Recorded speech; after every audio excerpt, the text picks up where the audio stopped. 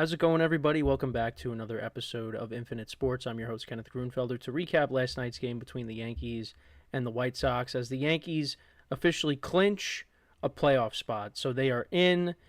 There is still a chance that they could potentially pass the Blue Jays and win the division, but we know that the Yankees will at least be in the dance as they picked up their 89th win last night. And it wasn't easy. It was not easy. The offense struggled through most of the game, but they were able to pull it off in walk-off fashion in the ninth inning. So we'll break down how it all played out. So Luis Gil got the ball for the Yankees, and it's going to be interesting to see how the Yankees organize their playoff rotation. Who is going to get that third playoff spot, because we all know, or playoff start, because we all know it's going to be Carlos Rodon and Max Fried. Well, Max Fried and then Carlos Rodon are going to start the first two games. And then it remains to be seen who's going to be pitching that Game 3, if there is a Game 3, depending on if the Yankees are playing in the wild card, in the division series, we'll have to see. And then for the White Sox last night, Shane Smith was going for them, and he pitched 5 innings, gave up 5 hits, 1 earned run, 8 strikeouts. White Sox pitching struck out the Yankees 12 times. So again, I keep saying this, strikeouts continue to be a problem for this team. But the Yankees got on the board first in the bottom of the second inning. Anthony Volpe, Jazz led off the inning with a walk, and then he stole his 31st base of the season. Then Volpe singled. Jazz then went to third on that. And then Austin Wells hit a double to right field, which scored Jazz Chisholm and put the Yankees up 1-0. And I was hoping that the Yankees could capitalize, get another insurance run or two, because it was 1-0 for a while in this game. And I knew the Yankees were not winning the game 1-0. So then Trent Grisham comes up. He strikes out. They intentionally walk Judge. That was one of 2 times that he got intentionally walked yesterday. And then Cody Bellinger ended up flying out. So no further damage done there. We had a nice play by Ryan McMahon. A couple of nice plays by Ryan McMahon over at third base. So again, not really doing much with the bat, but he continues to play really well over at third base. And Ben Rice had a couple of nice picks over at first base. So, yeah, there was a throwing error by Luis Gil and a wild pitch, but it didn't lead to anything in that inning. Kyle Teel walked, and then he ended up advancing to third base, but Colson Montgomery, who later did some damage off of Gil, he ended up flying out. Yankees didn't get anything going in the bottom of the third. White Sox, nothing in the top of the fourth. Yankees couldn't get anything going in the bottom of the fourth inning. Top of the fifth, nothing. Bottom of the fifth, nothing. Well, Ben Rice hit a ball off the wall and tried to extend the hit into a double, but he ended up getting thrown out at second base. A very good throw by Dominic Fletcher. Some bad base running by the Yankees last night. Jazz Chisholm ended up getting picked off, caught stealing, and then, this happened with Ben Rice. So, yeah, not good base running from the Yankees in this game. But then, this was kind of the momentum shift here. So in the top of the 6th inning, Kyle Teel hits a fly ball. Looks like it's going to get caught, but it ends up dropping in between Aaron Judge and Trent Grisham. And once I saw that, I think, and other people saw that, something bad was going to happen. And sure enough, the very next batter, Luis Gil leaves a changeup over the plate, and Colson Montgomery hits a deep fly ball that goes out for his 19th homer of the season, 2-run homer to put the White Sox up 2-1. So, I mean, other than that, Luis Gil did his job, a couple of walks, and of course the throwing error, but he gave the Yankees a decent start. So in the bottom of the 6th inning, Jazz Chisholm comes up. Well, yeah, then he gets picked off. So at first was Ben Rice getting thrown out at second base, and then Jazz got picked off. He led off the inning with a single. Ahmed Rosario ended up striking out. And while Volpe was batting, Jazz got picked off, caught stealing, and then Volpe ended up striking out to end the bottom of the 6th inning. Then the top of the 7th comes around. Fernando Cruz gets the first 2 outs, gives up a single, but he's able to pitch a scoreless 7th inning. And then in the bottom of the 7th inning, Trent Grisham ends up walking. Austin Wells strikes out in the previous at-bat. Judge comes up and he grounds into a double play. So a big spot for Judge. He ends up grounding out.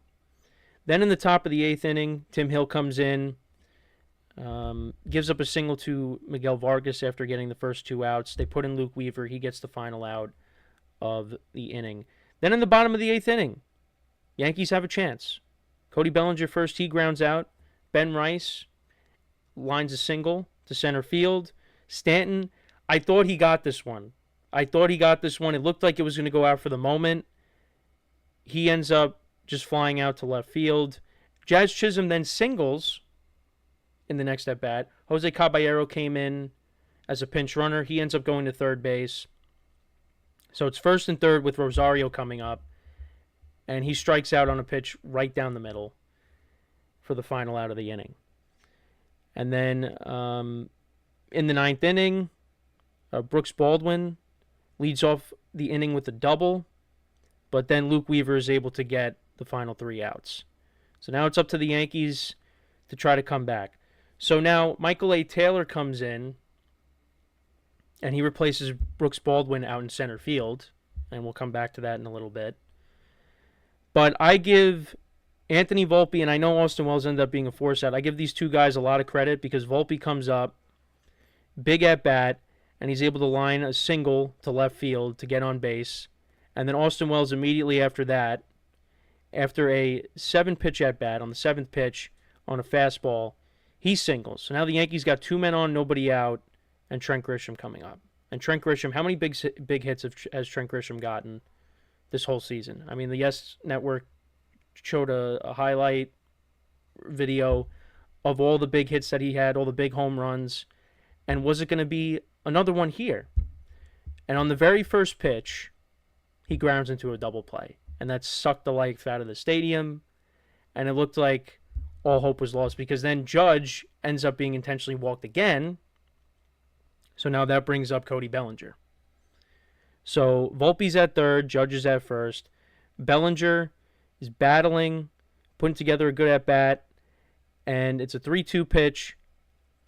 And on the 7th pitch, ends up being a wild pitch, hits the backstop, and here comes Volpe. He scores the game-tying run, and now it's 2-2. They end up making a pitching change, the White Sox, and then here comes Jose Caballero. What a pickup he's been. He's battling, fouling off pitches constantly, and then on the 9th pitch, he lines a single to center field. Now, when the ball is in the air, I thought it was going to be caught. I thought the center fielder was going to make a play on it because I didn't think it was hit hard enough or hit softly enough where it was going to drop in. But it somehow drops in. Michael A. Taylor plays the ball, throws it in, but Judge is running on 2 outs.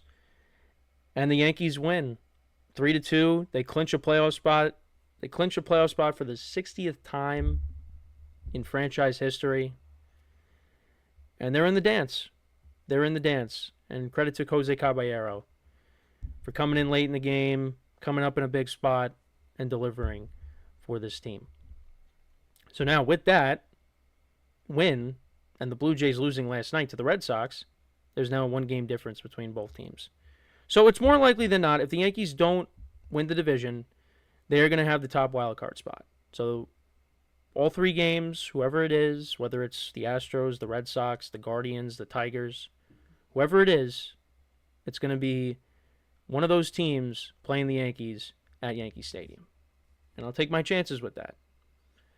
But yeah, it was definitely, it would have been a very frustrating loss because it would have been like, before this past weekend, where the Yankees could have gained a game on the Blue Jays after they got blown out by Kansas City and they end up losing that close game to the Orioles. But the Yankees came back. Now, you could say it was probably more on the White Sox because, the wild pitch. The White Sox kind of beat themselves there. And if this was a better team, Yankees probably lose this game last night. I mean, again, like I said, 12 strikeouts last night. They were 3 for 9 with runners in scoring position. They left 11 guys on base. Giancarlo Stanton continues to be cold. 0 for 4 with 3 strikeouts last night. Bellinger's kind of been struggling as of late. Judge was walked 3 times last night. But I give a lot of credit to the guys at the bottom of the order, Austin Wells and Anthony Volpe. Volpe getting the rally started in the 9th inning. Austin Wells got things started off, put the Yankees on the board first. Those are 2 guys that have really been struggling, especially Volpe. But Volpe's been playing better since the cortisone shot. So we have to take notice of that. And if he can ride that into the postseason, it's a great thing for the Yankees going forward. Yankees are playing really good baseball right now. They have the best record in the majors since I think it's August 11th. They're 27-12, and this is after going I think 20-31 in their previous 51 games. They look like a completely different team, and it's not like they're playing bad competition all around. They finished that tough stretch against all playoff teams. They went 7-5. And now they're beating the teams that they're supposed to beat. They won 3 out of 4 against the Orioles. They've now taken the first game against the White Sox. And now you got your 2 best pitchers in the remaining 2 games. So, and with the Blue Jays, they're going up against Garrett Crochet tonight. So this is another opportunity for the Yankees to take advantage of a soft schedule while the Blue Jays are going through a tough schedule right now. They're playing 2 AL East opponents. And the Red Sox are fighting for a playoff spot. And then you got the Rays, who they're out of it, but they're going to give the Blue Jays a tough time. But yeah, this was a big win for the Yankees. Also, a couple of other things to bring up. Oswaldo Cabrera was in the S booth last night for an inning. It was just nice to see that he's in good spirits. He's married now, and hopefully we get to see him next year back on the field. Because after that injury, that's kind of that was where things kind of changed a little bit. Because he wasn't having like a spectacular year, but he was doing fine up until the point where he got hurt in Seattle. But he's in great spirits. Yankee teammates love him. There was it was nice. It was nice to see that he's doing well. He's in great spirits, and like I said, hopefully we see him on the field next year. And I feel like we're going to see, I was thinking about this too, he's back on the field next year, and he's, back to being himself. I mean, I could definitely see there being some kind of, platoon over there at third base between him and Ryan McMahon. Because Oswaldo Cabrera, I'm not saying he's, this great offensive player, but he definitely is better. He's a better hitter than Ryan McMahon. But Ryan McMahon is definitely a better glove over at third base because Oswaldo had some problems, some throwing errors as well prior to him getting hurt. So that's something that we could discuss down the line. But yeah, look, the Yankees are in the playoffs now. And I do want to bring this up also. I do think that we have to give some credit to the manager, to Aaron Boone. Because everybody wants to run Aaron Boone out of town. Everybody wants to run Brian Cashman out of town. But other than 2023, under this current regime with Cashman, obviously Cashman's been there for years. Boone, is the third manager that, most young Yankee fans have seen. I started watching literally the year Joe Torre was done. So I really didn't get to see Joe Torre as the manager. I really only know Joe Girardi, and so technically 3, but I really only know Joe Girardi and Aaron Boone as the 2 managers in my lifetime. But you could say it's the roster, but you got to give Aaron Boone some credit, okay? As much as we get tired of the same, it's right in front of us, we got to play better, that whole spiel, these guys respond. They were 20-31 over a 51-game stretch. And now, like I said, since the middle of August, they have the best record in the majors. They kept to it. They kept to that philosophy. They weathered this terrible storm. And now they're out on the other side, and they're in the playoffs again. And I think you got to give some credit to him. Now, you're going to give most of the credit to the players because the Yankees have played better. Guys have started to figure it out. I mean, Ben Rice has been unreal these last couple of games. Max Fried seems like he's over all of his injury woes. Carlos Rodon has won 17 games. I mean, the rotation has really been a strength for this team. And, Giancarlo Stanton has cooled off, but before that, he was having his best season as a Yankee since, he first got there. Aaron Judge, was kind of going through a little bit of a struggle, but he's been Aaron Judge. And the trade deadline acquisitions, Jose Caballero has looked like a completely different player since he's come over here, especially offensively. Jazz Chisholm, I mean, what a great season he's had. Can't say enough about Cody Bellinger and Trent Grisham, what they've done for this team. Ryan McMahon not getting it done with the bat, but getting it done over at third base. They're playing like a completely different team right now. The bullpen still worries me, but at least right now, it seems like things are getting better there. And it's very important in a time like this. This is a completely different team than what we saw when I got back from my trip from Mexico when they blew that lead against the Marlins. If they're playing like this going into October, if they're playing the best of their ability, this team is going to be a force in the postseason. And I didn't think I'd be saying that based off of how they were playing, like I said, when I got back from vacation. Now, I still worry because, they still strike out a lot.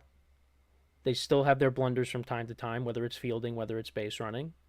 But if they play their game, if they play to the best of their ability, they are going to be a tough out. They are. And look at around the league. Teams are struggling. You don't know what you're going to get out of certain teams. It's going to be interesting what happens down the stretch. But I wanted to talk about some of the other playoff situations that we got around the league. So I actually want to bring up the Mets last night. So we did talk about the Mets a little bit on the previous Yankee recap. But the Mets are going up against the Cubs right now. And they were down early. Okay? It looked like the Mets were dead to rights. They didn't control their own destiny at that moment because the Reds, and then we're both tied. But because the Reds have the tiebreaker, they're technically ahead of the Mets. Now the Reds, their game ended before the Mets. Reds ended up losing 4-2. So the Mets are down 5-1 after the second inning. Lindor hits a leadoff homer. That was big. And then all of a sudden, David Peterson gives it right back. David Peterson still is not pitching well. Didn't even get out of the second inning. So the Mets had to go to their bullpen. And what happened? The Mets started to chip away. Now, the Cubs scored another run in the fourth inning, so it's 6-1. But they put up a 5 spot in the top of the fifth inning to tie the game. RBI by Lindor on a ground out. Pete Alonso, RBI single to make it 6-3. And then Brandon Nimmo, his 25th homer of the season, ties the game. 3-run shot to make it 6-6. And then the Mets tacked on another run in the top of the sixth. So that put them ahead. Francisco Lindor, RBI single. Now the Cubs did answer. Seiya Suzuki, RBI single. So it was 7-7 going into the eighth inning. And Francisco Alvarez comes up, has not had a great year, got sent down. He comes up and he hits a monstrous 2-run homer to put the Mets up 9-7. And then what the Mets do is they say, you know what? We're going to put in our best relief pitcher, Edwin Diaz, to get the final 6 outs, and that's exactly what he did. And the Mets win a big game, and now they're in sole possession of that third wild card. And it's games like that that have to remind you of what this Mets team is capable of doing. If they play to the best of their abilities, listen, their pitching is shaky, but their lineup can hit. They can hit with anybody if, they hit up to their capabilities. And that's what happened. There are things that they are going to have to fix in the offseason. The bottom of the lineup. All right, the pitching is the number one priority in the offseason. But they're going to have to fix the bottom of the lineup. But other than that, when the Mets hit, like I said, they can hang with anybody. This is what this team was built on last year.